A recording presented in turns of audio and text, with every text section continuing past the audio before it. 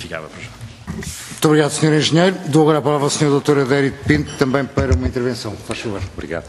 Já percebeu que temos tido alguma tolerância na gestão do tempo, portanto... Mas eu procurarei respeitar os 15 minutos máximo e, se calhar, nem os ocuparei.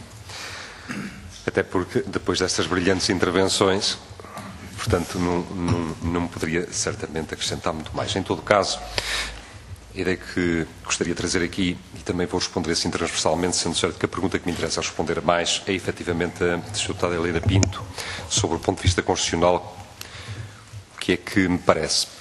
A minha vida é passada na prática. Sou advogado do Secretariado de Baldios e levo diariamente, portanto, temas, casos, julgamento relacionado com os baldios e, efetivamente, será esse o contributo que eu vos poderia dar.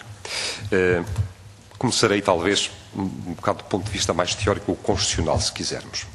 Eu diria que na questão dos baldios há 6 ou 7 princípios constitucionais que neste momento nos devem balizar. Eu diria até que, se nós conseguimos alcançar e perceber, daí já conseguimos extrair conclusões, sobretudo para a proposta, o projeto de lei que neste momento estaremos a analisar. Diria que o primeiro deles é a questão da natureza comunitária. Bom, efetivamente, aquilo que decorre da Constituição é mais ou menos claro. Nos dias de hoje, o entendimento já, portanto, consolidado ao nível jurisprudencial e doutrinal é que, efetivamente, os baldios são coisas comuns, são coisas que não são uma propriedade em sentido estrito jurídico. Portanto, os baldios não são sequer apropriáveis, nem sequer pelos próprios compartes. Portanto, este será o primeiro princípio importante, que é de sabermos o que é que, no fundo, é o baldio. Quer dizer, como é que lhe deveremos chamar. Isto porque, nas intervenções, apesar de ter chegado um pouco tarde, já ouvi aqui usar repetidamente o termo tal uma propriedade. O baldio não é uma propriedade. Portanto, a Constituição, o artigo 82, portanto, impede que se chamamos a um baldio uma propriedade. Não se trata de uma propriedade. Trata-se, sim, de uma coisa comum. E este aspecto é muito importante porque daqui vão decorrer depois todo um conjunto de balizas que vão limitar as intervenções legislativas ao nível do tratamento concreto de cada caso. Mas já lá iremos. Outro princípio importante que eu gostaria de vos deixar, e penso que lhe posso chamar assim, embora tenha que explicar, é o princípio da unidade de baldio. Eu vi o Sr. António Bica, embora concorde parcialmente com o que diz. Em termos práticos concordo, em termos teóricos não.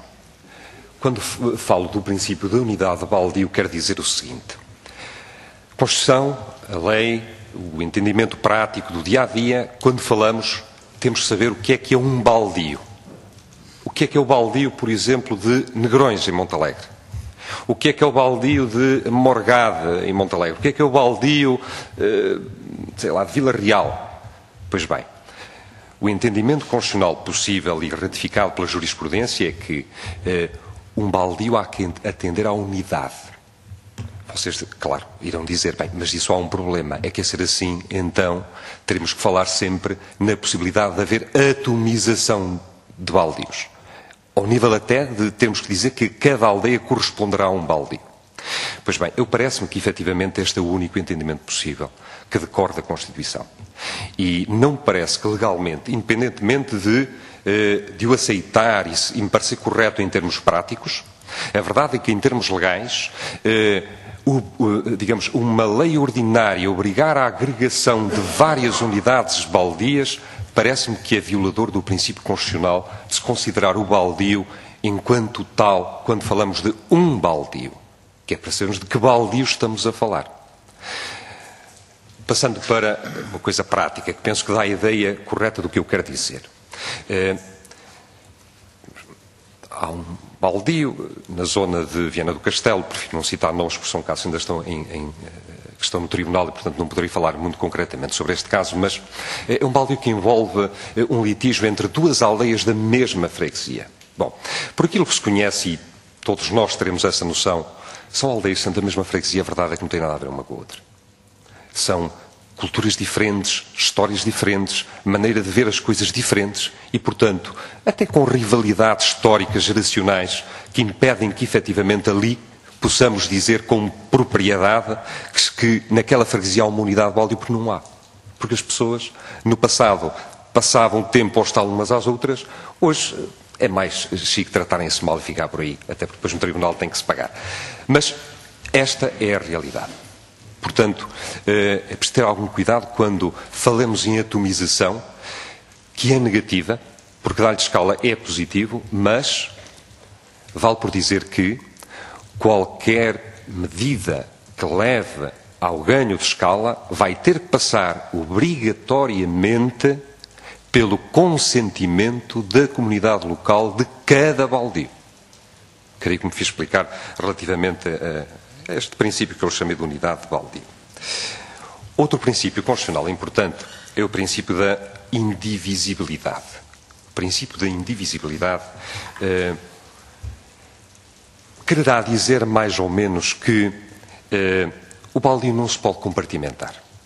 Portanto, não se pode cindir. Intrinca um bocado na questão da natureza. Portanto, o baldio por si está ali, não pode ser apropriado por ninguém, não pode ser dividido pelos compartes, não pode ser vendido, não pode ser usucapiado. É um bem que está ali e ali ficará eternamente. Desse ponto de vista não é possável por terceiros sequer, em termos, ou é possável ou apropriável, porque senão isso é atacável e é anulável a todo tempo. E já estão a ver todas as decorrências que daqui vêm para a questão da lei, sobretudo do projeto de lei de que estaremos a falar. O princípio da indivisibilidade. Outro princípio muito importante é aquilo que o Dr. Jaime Gralheiro lhe chama, e penso que bem, o princípio do direito fundamental ao autogoverno. Quando nós passamos os olhos pelo artigo 82 da Constituição, é inevitável extrairmos um bocado esta conclusão. Se estamos a falar do setor cooperativo e social, e se estamos a falar de uma coisa que nós já sabemos que são daqueles povos, a questão que se coloca é saber, bom, e então como é que se gera? Pois a gestão só pode caber única e exclusivamente àqueles compartes, ou condóminos, ou como lhe queiramos chamar. Portanto, e qualquer forma de tentar atalhar ou atacar um bocado este princípio cairá seguramente na inconstitucionalidade. Aqui atrasado, pediram-me um parecer sobre a questão das ZIFs, que depois penso também chegaria por aqui e a coisa ficou, algum efeito teve. Na questão das ZIFs, havia lá um ponto que me parecia inconstitucional e depois creio que até se veio constatar que era mesmo, que era a questão da possibilidade de transferir certos pormenores da gestão do baldio para aquilo que se chamava na altura a entidade gestora. Entidade gestora essa que passava a atuar a partir de certo momento completamente autonomamente e ao arrepio da comunidade dos baldios. Pois bem, isso não pode acontecer, porque senão viola-se o princípio do autogoverno, da autogestão. Isto é, se a minha casa é minha, bem, eu faço qual é o que entender, respeitando a lei, não é? No baldio, por exemplo, tem muito que limpar para respeitar os afastamentos, para garantir a proteção contra incêndios, essas coisas todas, mas não obstante, digamos, a gestão há de ser sempre minha. Outro princípio constitucional importante é, podemos nos chamar de posse comum ou posse útil. O baldio, enquanto tal, não é apropriável, já o sabemos, então o que é que se pode fazer com ele? Simplesmente se pode usar. Se pode usar atentas às finalidades e às utilidades que ele propicia. Nesse sentido, temos aqui todos os direitos de pastoreio, os direitos de cessão, os direitos de plantação, portanto, todos os direitos inerentes um bocado à posse. Mas fica-se por aí. Portanto, os bens do domínio comunitário, princípio constitucional, é o princípio da posse útil. E não permite, digamos, a deslocação, direta ou indireta, digamos, de tentar subverter este princípio no sentido de o transformar. Há uma norma, que eu não tenho de memória, mas neste projeto de lei, que prevê a possibilidade de o baldio reverter para o domínio, creio, privado ou público, o fim dos 15 anos, constatando-se que não há uso. Pois bem, essa é uma norma que, no meu modesto ponto de vista, claro está, me parece que viola justamente este princípio, que é o princípio da posse útil. O baldio até pode ficar como está a vida toda, porque a Constituição neste momento, quer dizer, impede que se subverta este princípio. Outro princípio importante é o princípio da restritividade. E aqui já entramos um bocado no conceito de comparte que eu também gostaria de falar. O princípio da restritividade significa mais ou menos isto, que num baldio só é comparte quem efetivamente, de acordo com os usos, costumes, a história daquele povo, tenha direito a utilizar o baldio. Vou-vos dar um exemplo que creio que entendem. Nas aldeias, sobretudo mais do interior, é muito comum, sobretudo nos tempos em que estamos, mas também com levas no passado, haver imigração. E temos muita. Muitas das aldeias, portanto, todos nós sabemos, não é? Chega-se ao mês de agosto e elas triplicam de população. Uma questão que se coloca é saber, então, e os imigrantes que hoje, tendo em conta a tecnologia que há no cartão de cidadão, quando vão para os países de acolhimento, têm que ir ao consulado registar-se e imediatamente ficam aí recenseados? Pergunta-se, essas pessoas deixam de ser compartes? Dir-me-ão todos, claro, logicamente que não. Bom, e logicamente que não, porquê? Porque, efetivamente, quer essa pessoa, quer a comunidade no seu conjunto, o entende como comparte. E aqui creio que estaremos todos mais ou menos de acordo. Digamos, a alma daquelas populações tem aquela pessoa como o seu filho.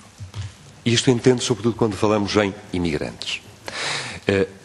A ser assim, claro está, o problema do recenseamento eleitoral é que desvirtua este conceito. Aqui podemos entrar num campo, é que podemos dizer, bem, e o imigrante é ou não é comparte, tendo em conta, por exemplo, a lei atual. Há uma certa divergência na doutrina. No entanto, há um ponto importante, é que a qualidade de comparte não é estanque, é dinâmica.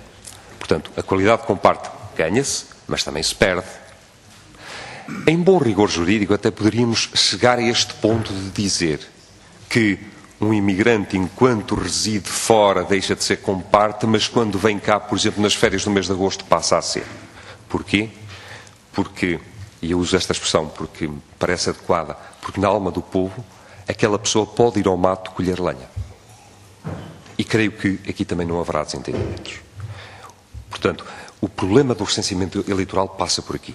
E passa por mais. É que, efetivamente, hoje o sistema de recenseamento eleitoral permite que, por exemplo, eu neste momento, se quiser, vou ali a uma conservatória e torno-me, se a lei nova estivesse em vigor, e tornava-me comparte de um baldio em Freixo de Espada à Cinta.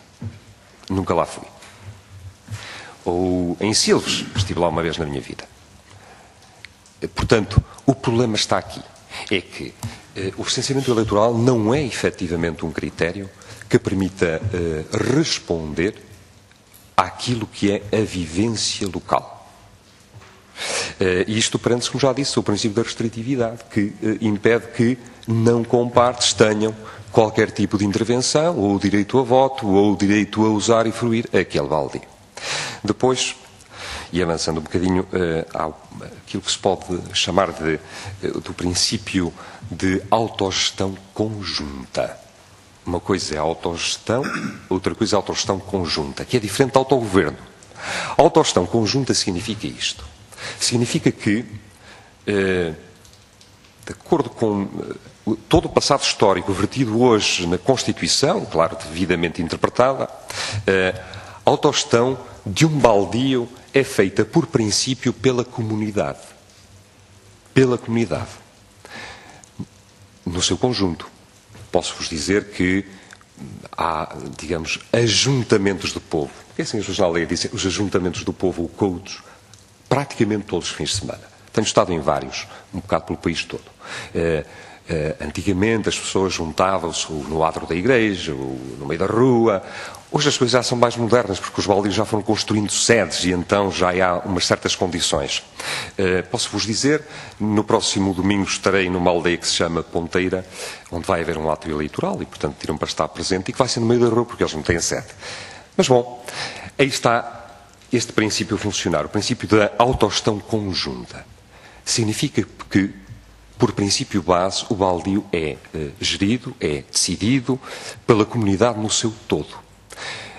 A gestão do baldio através de representantes é excepcional.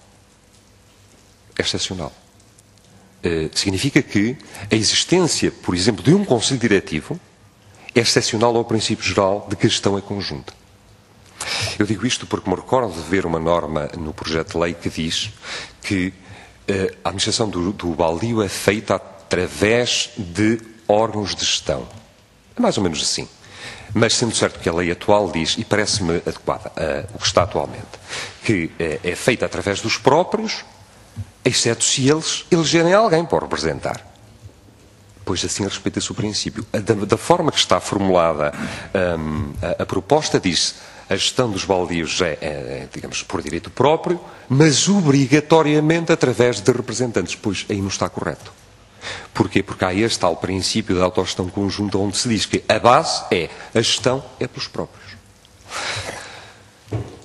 Feitos, expostos mais ou menos estes princípios constitucionais, daqui creio que já podemos retirar muitas considerações práticas a respeito, que é disso que nos interessa deste projeto de lei. Eu já estou a exceder o tempo, vou-vos roubar mais 4 minutos e a ver se não excedo. Na questão do conceito de comparte, depois já falámos. Eu trouxe escrito isto que estou a dizer, de modo que depois poderei deixar para fazer circular. Mas, por exemplo, assim topicamente, a questão da inscrição matricial, que é uma das questões que está aqui prevista como sendo obrigatória. Vamos lá ver. E agora vamos aplicar os princípios à prática.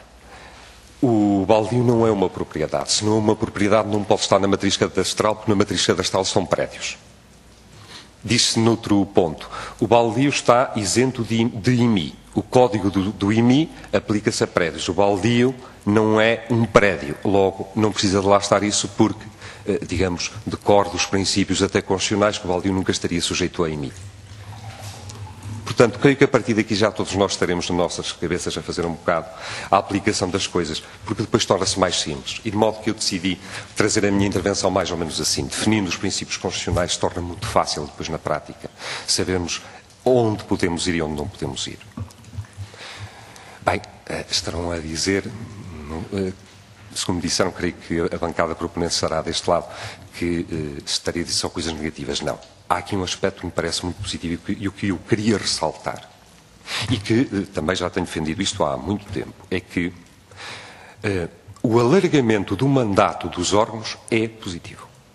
O alargamento de 2 para 4 anos do mandato dos órgãos é um ponto positivo. Positivo por todas as razões. Mas, sobretudo, para garantir uma ideia de longo prazo. Portanto, é um ponto que realmente me parece positivo e portanto, aí não haverá qualquer tipo de problema. E esse, sim, ressalto porque era uma coisa que eu já há muito tempo falava dele. 2 ou 3 notas mais, até esgotar os meus 4 minutos. Os grandes problemas que nós hoje temos no baldio derivam daquilo que poderemos chamar das novas utilizações dos baldios. As novas utilizações dos baldios, que já não têm muito a ver com aquilo que era o passado, é, por exemplo, o aproveitamento para fins florestais, mas também para aproveitamentos eólicos, para aproveitamentos hídricos energéticos, que são coisas em si positivas. Só que temos aqui 2 problemas e, efetivamente, há que refletir sobre eles. Primeiro, será que as comunidades locais estão à altura de gerir, por exemplo, vou-vos dar um número, 100 mil euros, como recebe um baldio que é meu cliente? Aqui está um problema. 100 mil euros por ano, numa comunidade que tem aproximadamente 60 pessoas. Pronto. É um problema. E eu percebi, quando li sobretudo o preâmbulo, que efetivamente essa foi uma das preocupações. É uma preocupação legítima. e respondendo também, é uma preocupação efetivamente muito legítima que é preciso terem atenção. Fazer incidir preocupações de fiscalização parece-me bom. Parece-me bom. E creio que aí, portanto, aquilo que consta da lei de apresentação de contas à autoridade tributária, pois parece-me positivo também. Outro dos grandes problemas que nós assistimos hoje, e aí eu pedia um bocado de cuidado aos senhores deputados quando refletirem sobre isto, tem a ver com o seguinte. Tenho, bem, ia falar em centenas, mas também estaria a exagerar, mas tenho dezenas de processos em tribunal de baldios. A maioria dos processos que eu tenho tem a ver com limites. Com delimitações entre comunidades. E porquê? Porque as limitações que nós temos hoje ou decorrem, em alguns casos, digamos, de uma tradição oral, ou decorrem de marcações que existem nas serras. Por exemplo, se vamos assim ao topo das serras, vemos lá umas cruzes numas pedras e tal, que é um sinal muito usado a partir do século XII, antes era outro tipo de sinais. Bem, um sinal desse é muito fácil de destruir. E acontece também com muita frequência. Portanto, chega-se lá, rompe-se o Penedo e depois rebenta ali uma guerra, porque, sobretudo, se houver lá uma eólica instalada, um vai dizer que o meu, afinal, é da lá e o outro que não, que é dali. Este é um problema que deve ser atalhado. E, se calhar, há aqui uma possibilidade de o enfrentar. Se me perguntarem como, eu não tenho uma resposta pronta para vos dar, embora tenha já refletido um bocado sobre isto. Mas creio que, se encontrar aqui um compromisso jurídico que permita retirar do foro judicial as questões, mas com validade, com efeito obrigatório. Pode passar por tribunais arbitrais, não sei, aí já não seria a pessoa mais indicada para me pronunciar sobre isso, mas que permita resolver de uma forma diferente aquilo que hoje se resolve em tribunal, era muito útil. E era muito útil porque normalmente num julgamento acontece com alguma frequência onde nem sequer marcos há, nem nunca houve, marcos, cruzes, aquilo que for, aparecem 20 testemunhas de um lado a dizer que é daqui, 20 testemunhas do outro lado a dizer que é dali, e depois o juiz que decida. E é um problema terrível para os senhores doutores juízes, muitas vezes, fazerem bom direito nestas matérias. É. E de modo que é um problema que eu gostaria de ver uma fórmula que, francamente, não vos trago uma resposta pronta, porque não é fácil responder-lhe, tendo em conta todos estes problemas que estamos aqui a falar. Bem, eu já ultrapassei o meu tempo, ficaria por aqui. Qualquer esclarecimento aqui estou. Muito obrigado. Muito obrigado, Dr. Adérito Pinto. Senhoras e senhores deputados, não sei se há mais alguma questão que queiram suscitar, algum esclarecimento que queiram levantar. Não havendo, queria agradecer aos nossos três convidados as excelentes prestações que aqui nos deixaram, os bons contributos que aqui nos deixaram. Se porventura tiverem alguma documentação, esta ficarei com ele, farei a distribuição dela. Se houver alguma documentação adicional que nos quiserem fazer chegar, ficamos-vos gratos e asseguro-vos que farei igualmente também a distribuição de todos os senhores deputados. Uma vez mais, muito obrigado. Senhores deputados, que estão encerrados os nossos trabalhos. Muito obrigado. Muito obrigado.